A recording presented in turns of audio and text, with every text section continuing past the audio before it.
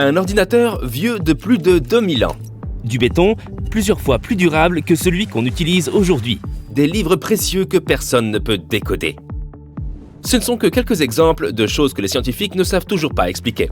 Les gens du passé connaissaient peut-être certains secrets qui ont été perdus et que nous n'avons pas encore percés. Le premier élément de notre liste est le manuscrit de Voynich. À première vue, c'est juste un livre ennuyeux contenant des textes et des images de botanique. Mais si tu regardes de plus près, tu remarqueras plusieurs détails particuliers. Tout d'abord, tu ne comprendras pas un seul des mots qui y sont écrits. N'essaie pas Google Translate, ici il est impuissant. On suppose qu'il a été écrit au XVe siècle, mais il ne s'agit pas d'une langue ancienne. Ce codex est écrit dans une langue non détectée, que certains scientifiques appellent même voynichaise. Il existe de nombreux débats sur ce livre. Certains pensent qu'il s'agit d'un cryptogramme et que nous pouvons le décoder. D'autres sont persuadés qu'il s'agit d'une langue construite. Les cryptographes ont même créé un alphabet Voynich européen, mais cela ne les a pas beaucoup aidés. Les illustrations du livre ont aidé les scientifiques à le diviser en sections logiques.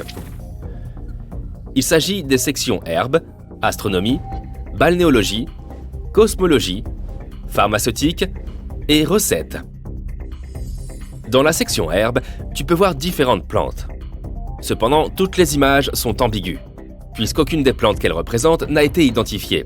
Elles ont l'air familières, mais elles sont toujours différentes de celles auxquelles nous sommes habitués. La section astronomique a une représentation claire des signes du zodiaque, mais les deux dernières pages semblent avoir été perdues. Ces pages devaient représenter janvier et février, qui correspondent au Capricorne et au Verseau. La section balnéologique montre des personnes se baignant dans des piscines et des tubes.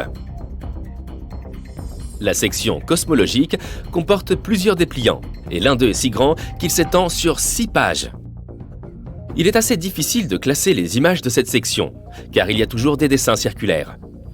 La section pharmaceutique a été appelée ainsi parce qu'elle contient aussi des images de plantes, mais aussi de récipients qui ressemblent beaucoup à des bocaux pharmaceutiques. La section recettes semble être la plus mystérieuse.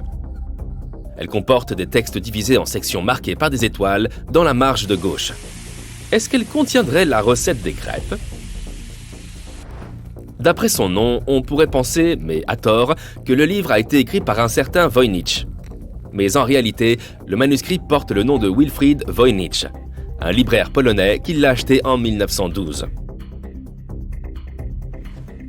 Aujourd'hui, nous savons que le manuscrit de Voynich compte 240 pages, mais il y a des preuves qu'il y en avait plus. Presque toutes ces pages ont ces images colorées. Les scientifiques affirment qu'il manque environ 28 pages au manuscrit. Si tu aimes les énigmes et les langages codés, tu peux aussi essayer de le déchiffrer. L'exemplaire original est conservé dans la collection de la bibliothèque Beinecke à Yale, mais tu peux commander en ligne ta propre copie pour jouer avec. Et si tu n'as pas envie de dépenser l'argent, l'université de Yale a publié les 225 pages du manuscrit sur son site web. Personne ne sait qui l'a écrit. Personne ne sait d'où il vient. Non, on ne parle plus du manuscrit de Voynich. Cette fois, il s'agit du codex Roongzi de 448 pages. Il a été trouvé au XIXe siècle en Hongrie, et les scientifiques n'ont pas encore réussi à déterminer dans quelle langue il était écrit. Certains spécialistes affirment qu'il s'agit d'une écriture paléo-hongroise, car elle ressemble à certains égards à l'écriture du vieux hongrois.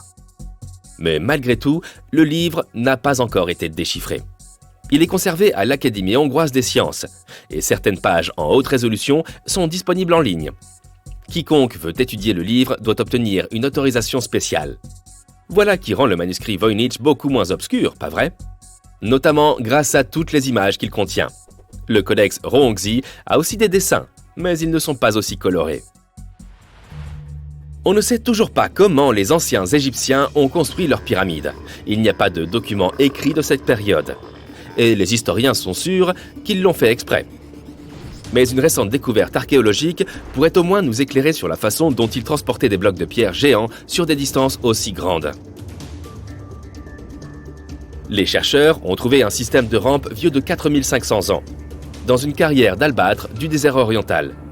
Il remonte au pharaon Khéops, le bâtisseur de la grande pyramide de Gizeh, et se composait d'une rampe centrale et de 2 escaliers, avec un grand nombre de trous de poteaux.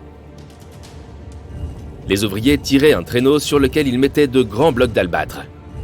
En attachant des cordes aux poteaux en bois, ils pouvaient tirer le traîneau hors de la carrière en gravissant des pentes très raides. Toutefois, le matériau de construction des pyramides n'était pas l'albâtre, mais le granit, un minéral beaucoup plus dur et plus lourd. Et la découverte de l'étonnant système de rampes ne nous dit pas vraiment comment les Égyptiens ont pu transporter ces grandes pierres sur les pentes beaucoup plus raides des pyramides. La Rome antique a vu naître un savant appelé Pline l'Ancien. Il a été l'un des premiers à décrire ce que l'on appelle le béton romain. Les Romains ont utilisé ce type de béton pour construire de nombreuses structures, dont le Panthéon. Le béton romain était apparemment composé de 3 volumes de cendres volcaniques et d'un volume de chaux. Mais ce n'était pas n'importe quelle cendre volcanique. Les Romains pensaient que les cendres volcaniques trouvées à l'emplacement de la ville moderne de Pozzuoli étaient les meilleures. C'est pourquoi ils utilisaient ce type de cendres. On pourrait croire que rien ne vaut le béton moderne. Mais l'ancienne variété romaine a une caractéristique plutôt intéressante. Il devient plus solide lorsqu'il est affecté par l'eau de mer.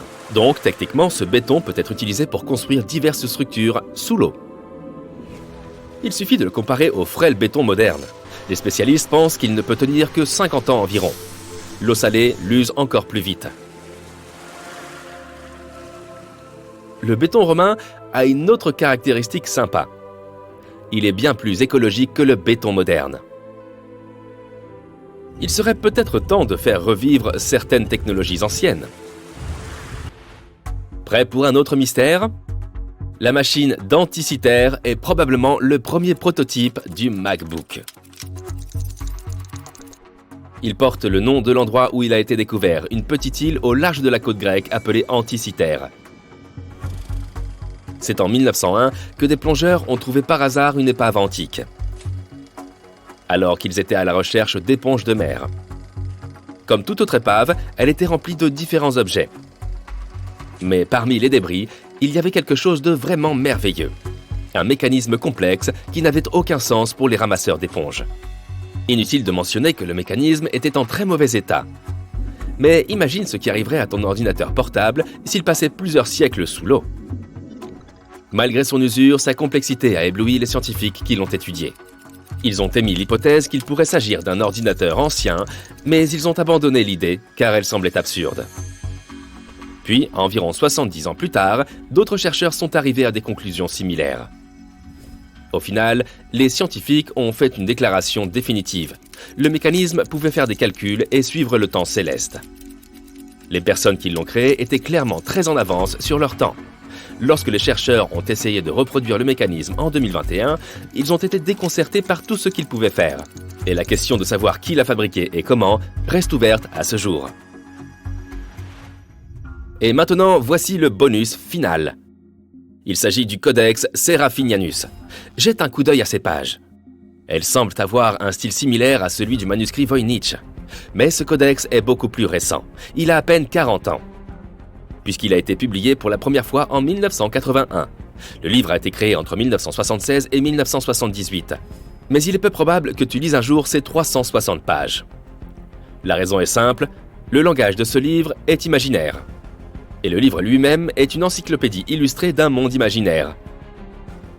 Tout comme le manuscrit de Voynich, il comporte plusieurs sections. Luigi Serafini, son auteur, a divisé l'encyclopédie en 11 grands chapitres. Il affirme qu'il n'y a aucune signification derrière le script de son livre. De plus, il dit avoir inventé des mots insensés pour montrer aux adultes ce que ressentent les enfants lorsqu'ils ne savent pas encore lire un livre, mais peuvent être guidés par des images. Si tu veux en faire l'expérience, tu peux te procurer un exemplaire de ce codex en ligne.